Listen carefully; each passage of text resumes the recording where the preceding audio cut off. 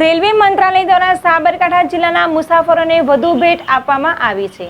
આજે રાજ્યસભા સાંસદ અને હિંમતનગર ધારાસભ્યે મેમુ ટ્રેનને ફ્લેગિંગ કરાવ્યું હતું।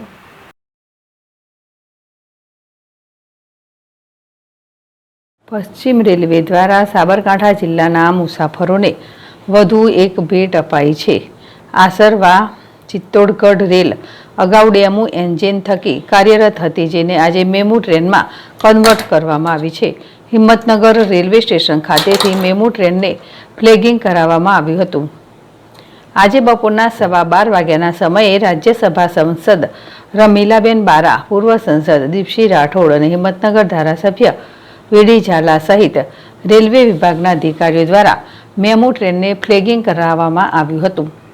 હવેથી વધુ વિદ્યુત પાવરથી ચલાવનાર મેમુ ટ્રેનના કારણે મુસાફરોનો સમય બચશે અને રેલવે તંત્રની આવકમાં વધારો થશે તેવી આશા રેલવેના ઉચ્ચ અધિકારીઓ દ્વારા સેવાઈ રહી છે। તો હવે હિંમતનગરથી મુંબઈ સહિત અન્ય રાજ્યો અને ભારતભરમાં રેલવે કનેક્ટિવિટી મળે તેવી પણ આશા વ્યક્ત કરાઈ હતી। ઉમંગ રાવલ, ZS TV, સાબરકાંઠા।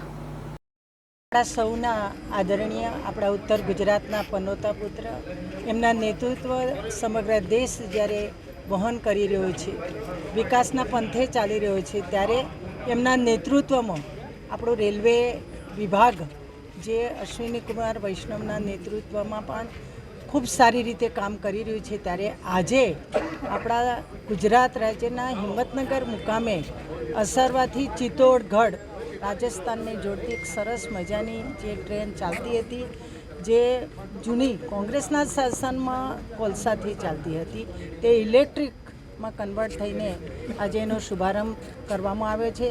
આ પ્રસંગે અહીંના ધારાસભ્ય ભાઈ શ્રી વીડી ઝાલા, જિલ્લા પંચાયતના પ્રમુખ ભારતીબેન પટેલ, પૂર્વ MP દીપસિંહજી અને સૌ આગેવાનો અહીંયા ઉપસ્થિત રહ્યા છે। ત્યારે આપના માધ્યમથી દેશના વડાપ્રધાન નરેન્દ્રભાઈ, રેલવે મંત્રી અશ્વિની કુમારજીને આપણે સૌ વંદન કરીએ, નમન કરીએ અને આવનારા દિવસોમાં આ રેલવે ખૂબ સરળતાથી વહનમાં આપણે બોમ્બે, પૂના, દેશના ખૂણે ખૂણે જઈ શકીએ એવી વિનંતી સાથે આપના માધ્યમથી સરકારને